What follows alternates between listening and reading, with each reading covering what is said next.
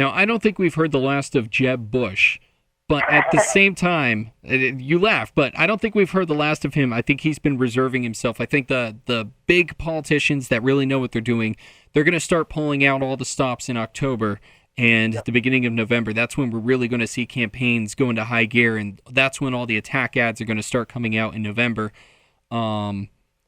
I don't think we've seen the last of Jeb Bush, but anytime we have a debate, he really just doesn't perform the way Bush did in debates. Yeah, no, he folds right down. He's not, I don't know if they're telling him, hey, don't throw yourself out there during a debate, it's just going to be a slaughter, stay back, or what, but he's doing horrible in the debates. I did see a Jeb Bush commercial for New Hampshire on my local news today. So the money is out there, and Jeb Bush has the most money out of anybody. Yeah. However, John Kasich just put out a fantastic commercial today. And of course, we're New Hampshire, so we get all the commercials first. Speaking of Kasich, he doesn't really get mentioned much, especially in the reviews. He did get a decent amount of performance during the debate, in the beginning section at the very least, and I do feel that Kasich, in and of himself, is such a middle ground candidate that there's nowhere to really pinpoint him that makes him truly unique. It's just kind of like, hey, I did a decent job and I've got this okay platform, vote for me. Yeah, he's running on experience. He has a good platform. He's being one of the nice guys. And as we are noticing in these debates, if you're a nice guy, you don't get a lot of airtime. It's very true. Fiorina stuck out, sounded very strong. Yeah, she, going into this debate, people asked me about her, and I said, look, she needs to establish a platform or she's going to go nowhere. She used this debate to establish a platform. One, I don't agree with, but she did. And that's why she's seeing a rise in the polls, is because she's coming out and telling people, this is what I believe in. So finally people can be like, I believe in that or I don't believe in that, instead of people being like, well, I don't know if I like her or not. Yeah. She hates Hillary Clinton. Most of us do hate Hillary Clinton. Donald Trump goes to weddings with her. I don't really go to weddings with people I hate, so try to say that he hates her. And then there's so many candidates, I have to get everybody in, but Chris Christie. Yep. Chris Christie, actually, and this is something I was talking to one of my friends who's a fellow libertarian Republican, a fellow young Republican, and he was saying that when Christie came to our area, he actually was impressed by Christie's platform. Yeah, when Chris Christie stops the personal attacks, when he focuses on certain things, he does a good job. It's the reason why he got elected in New Jersey. He had a great opening line. I forget the exact quote, but he had a great opening line. People do like him here in New Hampshire. I know a couple of people who like him here in New Hampshire. But it's hard for him to break out because he has to go up against Donald Trump. I mean, he might get a little boost now that Walker's out, but Chris Christie has to beat out he has to beat out Jeb Bush and other governors plus Warhawk. So, and that part of the Republican Party is oversaturated in this race. Well, I do feel like that's very true. That part of all the candidates seem to be splitting the votes on that, and I do hope that Rand Paul can win over those votes as they get consolidated. But I will say that Chris Christie, the big thing I think a lot of people forget is that he's got some pretty good points, but they usually tend to be state-based points, which is why he was a good governor. Also, why I wouldn't necessarily like him as a president. If you go to his website and you look at his platform and it's talking about community policing, that's something that's more of a state-based issue. That's more of a governor-based issue. But I will say that the opener that you're referring to, I think the line you're referring to is take the cameras off me, put them on the audience. Yep. How many of you think that you're better than you were 8 years ago? Yeah, that was a good one. That was a really good move for him in that moment. I don't understand how Jeb Bush is beating Chris Christie in that part of the party, because if I had to pick between the two of them, even though I don't like either of them, I'd pick Chris Christie. So I don't understand why Jeb Bush supporters are supporting Jeb Bush Absolutely. over Chris Christie. I think a lot of people, and I saw this a lot, and I want to make this a point. People saying, well, I'm just going to vote for Donald Trump because he's going to win, or I'm going to vote for Jeb Bush because he's going to win. And I had this conversation with a former coworker of mine.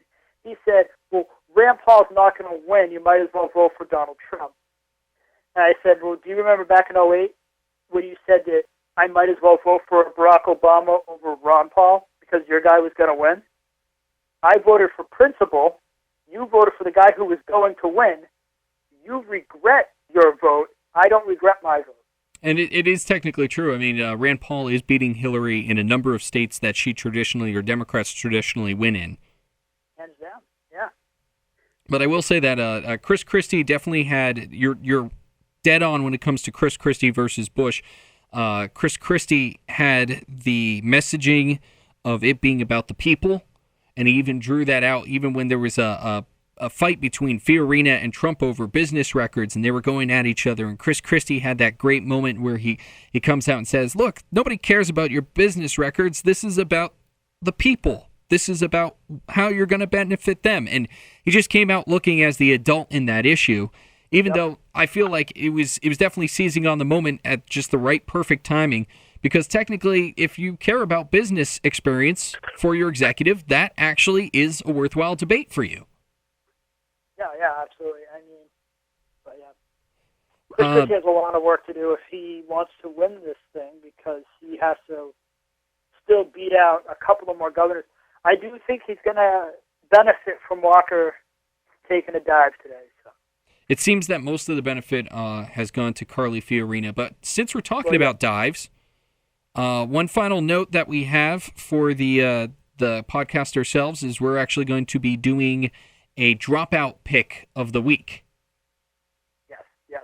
We want to know, who do you think is going to be the next person to drop out? We've already had 2 drop out. I don't know if we want to open up to both parties or to stick with one. Let's stick with the Republican Party because this is the brand new party. This is a Republican podcast. Yes. So you got 15 people to pick from. Because Scott Walker has dropped out. And Rick Perry has dropped out. So that leaves 15. 2 governors who had very similar platforms. So, Dennis, I'll give you the first pick out of the 2, or out of the 15. I'm going to continue to think that George Baltaki is going to be one of the first people, one of the next to drop out, because even when I talk to people following this particular election, and I bring up George Baltaki, people go, I don't even know who he is. It's hard to win a race that no one knows you're running.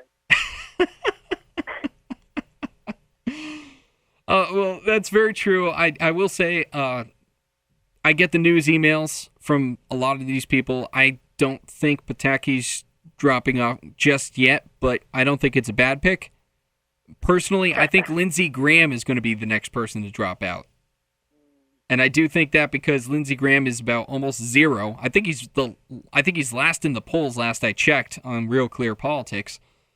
And I think when you are such a political veteran like Lindsey Graham is, what's going to happen is he's going to realize, oh no, I'm going to, not make this and I don't want to waste money.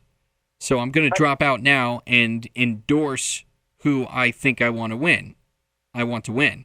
And I think maybe he might wait for that. Maybe the perfect timing to drop out and specifically use the news from his dropping out to endorse another candidate to boost them to make sure that the Warhawks get their candidate. Yeah, so you think who does he endorse then? If he's going to endorse anybody, I think Lindsey Graham is going to either endorse Chris Christie or Jeb Bush. Yeah, we were on the same page on that one. I think those are his 2 top picks if he's going to drop out and do an endorsement dropout. Outside of that, I think Bobby Jindal would be another great pick, but I only get one, so I'm going with Lindsey Graham. Yeah, I really like Bobby Jindal. He just has too much competition where he's running against the governors, he's running against Rick Santorum and Mike Huckabee on the social part of the party. a bummer to see because I think Bobby Jindal's better than those people I just mentioned. But starting next week, we're going to have our email set up. We're going to have this online, and we're going to get email set up so that you can let us know your dropout pick of the week. Yes. And just go ahead. Find a way to do a prize. Give back to the people. I don't think we could do a prize. You'll get a kudos. You'll get a special mention on the podcast for being right. I mean, there's 15 other candidates. You can't pick one of the one stipulation is you can't pick the candidate that we pick in the week that we pick it. Right, yeah, you could pick any of the other 15. So you can pick any of the other 15. We want to know what your dropout pick of the week is, and we'll get that up as soon as we have our email, and we'll find some way of letting everybody know what our numbers are on that. And I actually have a farewell note for the listeners. So I was watching C-SPAN the other day. Bernie Sanders was on talking to the New Hampshire Democratic Party conference, and I just couldn't take it. So I wrote this little intro speech for our brand new party update, and just to let Bernie Sanders, have a little wake-up call. I hope you enjoy this, Dennis. I probably will. On Saturday, September 19th, Bernie Sanders gave a speech in front of the New Hampshire Democratic Party conference where he claimed that the Republican Party was the party of billionaires and that Americans did not want what they have to offer. So we here at the Grand New Party Update want to make it clear, and we're glad to be the first to say it, to the alleged 99%ers.